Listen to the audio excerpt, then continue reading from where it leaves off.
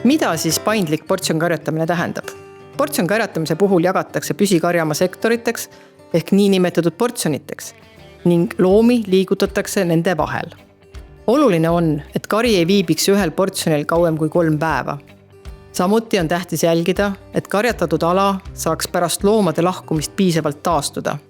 Meil on see tavaliselt 27–60 päeva, sõltuvalt aastaajast, sademetest ja sellest, mitmes karjatamise ring parasjagu käib. Eesti tingimustes saame tavaliselt teha kuni 4 karjatamisringi. Miks üldse portsjonkarjatamisest rääkima peab? Olulisem on see, et mulla tervis paraneb, saagikus suureneb, lehmade tervis paraneb ja üldine kasumlikkus lihaveisekarjas paraneb. Et on palju müüte, mis selle ümber keerleb, et üks põhimüüt on see, et portsjonkarjatamise tegemiseks peab sul olema väga palju vaba aega. Et seda me ka jõudumööda siin oleme selgitanud, et kuidas see tegelikult ei vasta päriselt tõele, sellepärast, et see 15 minutit portsjoni tegemine kuskil karja juures ei ole väga palju aega, võrdles sellega, et kui me võidame 1 või 2 karjatamisperioodi ja me ei pea nii palju silo tootma talvesöödaks. Pluss niikuinii ka see, et kui loomade üleüldine tervis on parem ja me ei pea kulutama parasiiditõrjeks mingisuguseid keemilisi vahendeid, mis siis jälle mõjuvad väga halvasti mullaelustikule ja putukatele. Selles videos räägime portsjonkarjatamise terviklikust ülesehitusest. Sellest, milliseid virtuaalseid abivahendeid kasutada, sellest, milliseid muutusid portsjonkarjatamine toob, nii majanduslikus kui ka tervise mõttes, nii loomale kui mullale. Lisaks räägime, kuidas korraldada jootmist portsjoniteks jaotatud karjamaal. Püsikarjamaa portsjoniteks jagamise võtteid tutvustame eraldi videos. Kui portsjonkarjatamisel on juba rohkem loomi ja mitu gruppi ning sellega seoses ka palju karjamaa portsjoneid, on olemas abivahendeid, mis aitavad planeerimist lihtsustada. Karjatamise äppide abil saab hõlpsasti jälgida rohumaa taastumise aega ja planeerida loomade liikumist. Äppi saab lisada ka fotosid ja märkmeid, samuti loomade kaalu ja muud asjakohast teavet, mida saab hiljem üle vaadata ja järgmisel aastal planeerimisel arvesse võtta. Me kasutame siis oma farmis ka äppi, mis on siis Pasture Map, et iga kord, kui me loomi liigutame, me teeme äpis ka selle liigutuse ära, et see salvestab meile kõik andmed ja me saame teha pilte erinevatest karjamaadest, et meil on kõik karjad siis siin äpis ja kogu info olemas. Kui ma alustasin siin kunagi karjatamist nagu kopliviisiliselt, oli ligi 15 hektarit. Ja nüüd ma olen selle ala jaganud siis 6 portsjoniks ja igal portsjonil on lehmad siis 2–3 päeva, sõltuvalt aastaajast. Ja lehmade kogus tänasel päeval on meil siin ligi 40 amme pluss siis nende vasikad. Ja kui ma oleks jätkanud nagu kopliviisilise karjatamisega, siis ma oleks saanud sellel alal hoida neid loomi võib-olla 4-5 päeva, nädala. Nüüd, kui ma siis igal 6 osal hoian 2–3 päeva, siis on see selge võit. See rohumaa on siin nüüd taastunud 37 päeva ja siia tulevad sellel sügisel loomad veel tagasi umbes 12 päeva pärast, kui nad oma ringiga siia lõpuks jõuavad. Et siin on see söödamass on hästi vägev selleks ajaks juba ja see on siis sellele rohumaale 4. karjatamisring. Siin on hästi näha nüüd siis eelnevate karjatamisringide maha tallatud rohi ja selle see hea mõju, ehk siis on tekkinud siia selline sügavamale selline mulčikiht, mis jälgitakse, et mulda ei tohiks kunagi näha olla karjamaal ja siin on nagu hästi näha, et selle mulla kaitse on siis selline kõrge rohi, mis on siis eelnevatest karjatamisringidest maha tallatud. Siin on selline seeneniidistik juba näha nagu ka selle mulla peal. No näete, kes siin on mingid putukad tegelevad siin, et seda elurikkust on siin hästi palju ja seened kasvavad siin kohe kõrval ka. Et nüüd neid rohumaid siin ei ole niidetud enam viimased 4 aastat. Varasemalt ma tegin siit heina ja siis karjatasin loomi siin nädalal.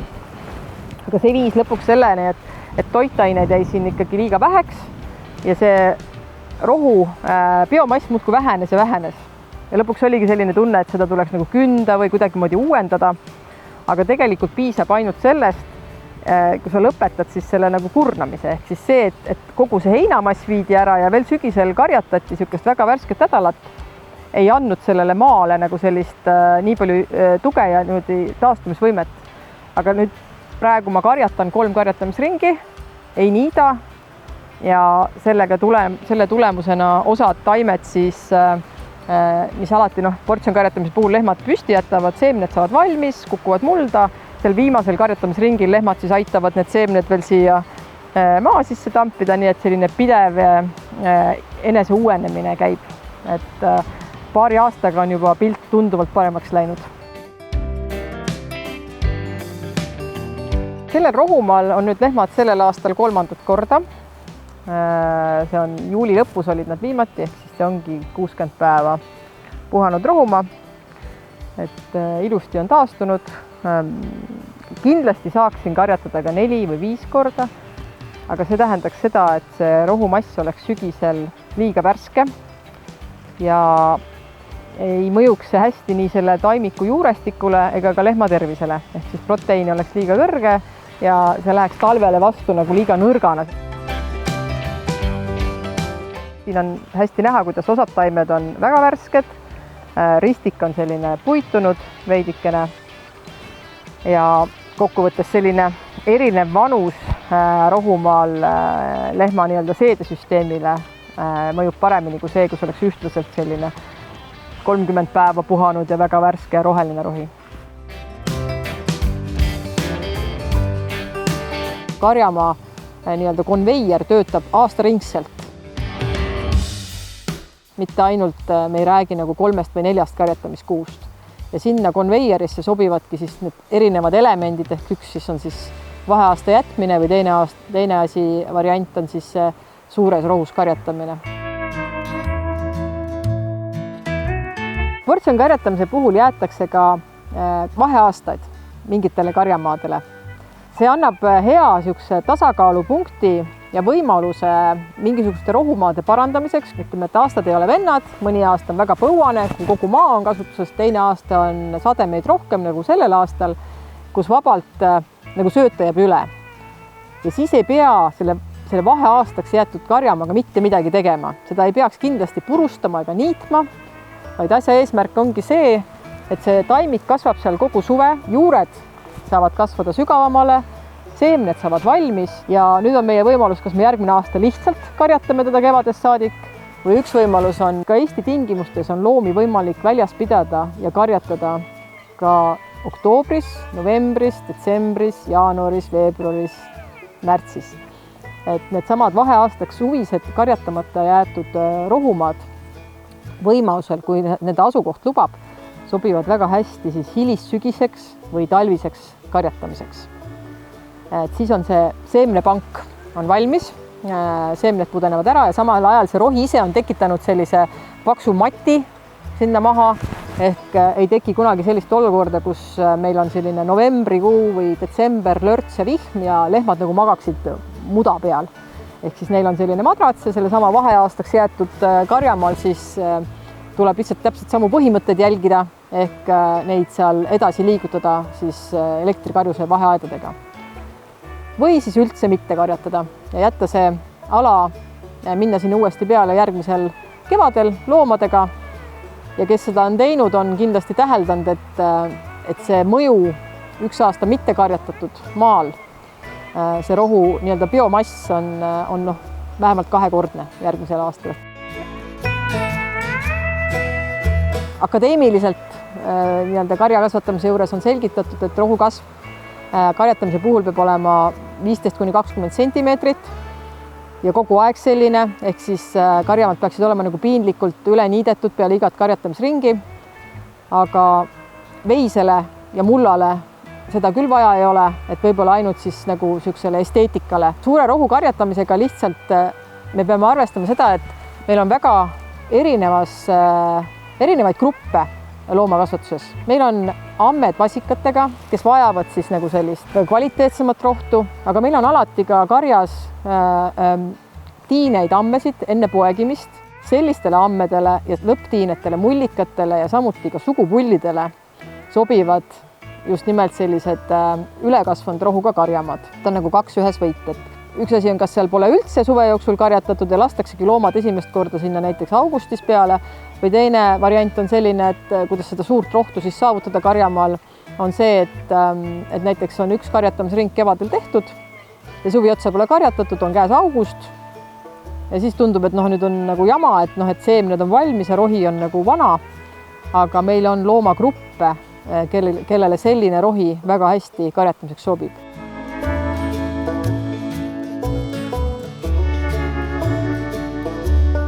Jootmise korraldamisel on oluline vältida liigset kulutusi ning ajakulu vee vedamisele. Jootmise lahendamiseks on mitmeid võimalusi, millest pealmised on järgmised. Esiteks, kui karjamaal või selle läheduses on looduslik veekogu, saab loomad lasta otse sealt jooma või vajadusel vett pumbata jooturitesse. Teiseks võimaluseks on kasutada karjamaal veetünni või tsisterni.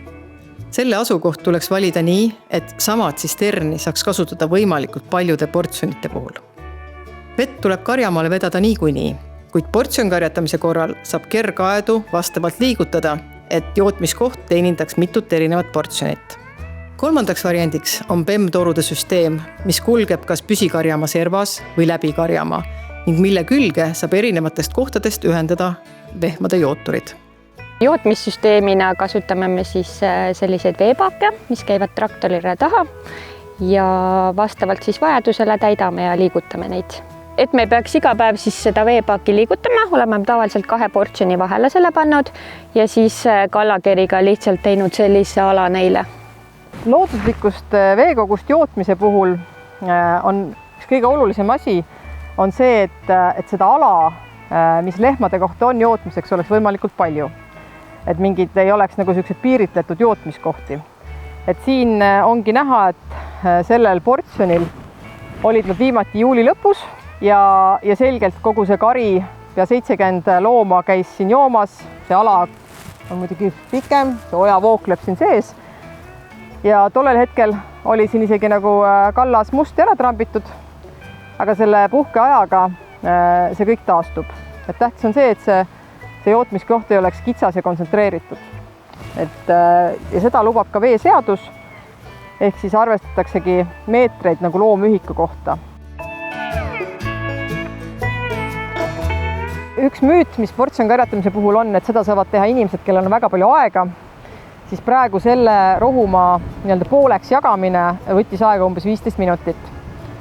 Ja see ei oleks üldse võtnud aega, kui mul oleks see juba kevadel valmis tehtud, aga kuna ma kasutan kogu selle ala, mis on siin 15 hektarit juures ainult ühte komplekti, siis seda elektrikarjuse pooli ja ühte komplekti poste, siis nende portsjonite jagamiseks, siis ma tegelikult hoian nagu kulutusi kokku, sellepärast, et ma ei pea ostma nagu lisa seda karjusenööri ja lisaposte iga portsjoni jaoks, vaid selle 15 minutiga ma saan neid siis paindlikult liigutada.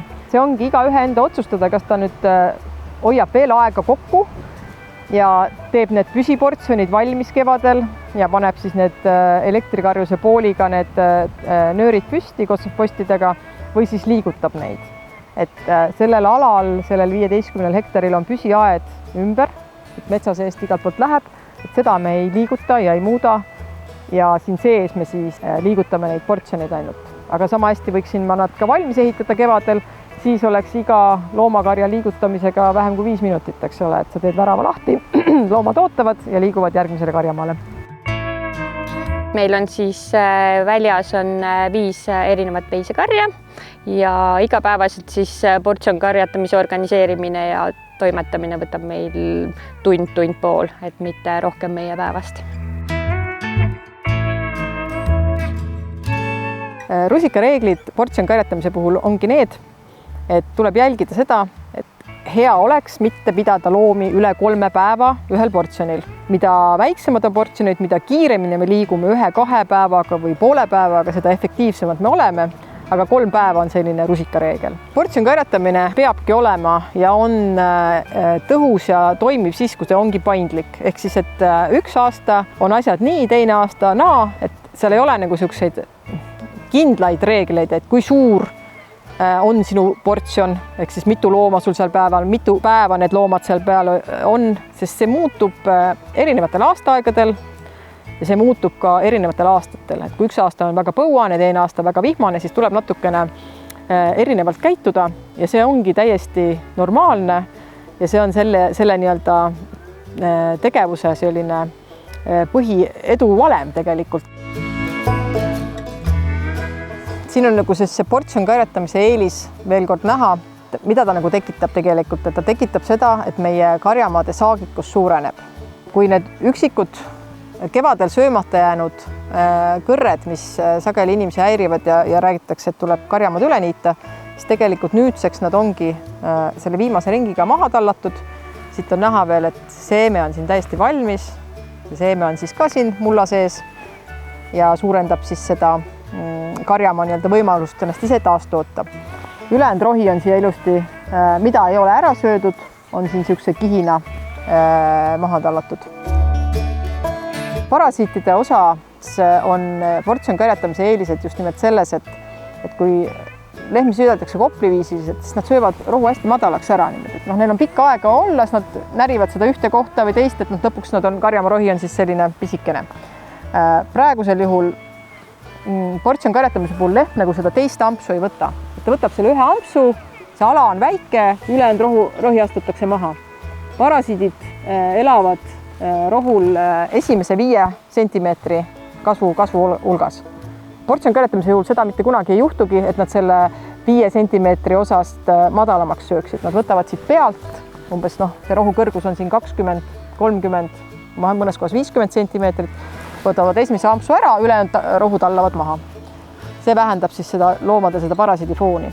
Ja teiseks ka see üldine saastamine, et kui loomad söövad ka vähem, aga lihtsalt kõnnivad edasi-tagasi suurel alal, siis nad veavad oma jalgadega seda enda sõnnikut laiali ja seal on ka jälle risk nii-öelda selle rohu saastumisele, mis siis portsjonkarjatamise puhul nagu ei ole.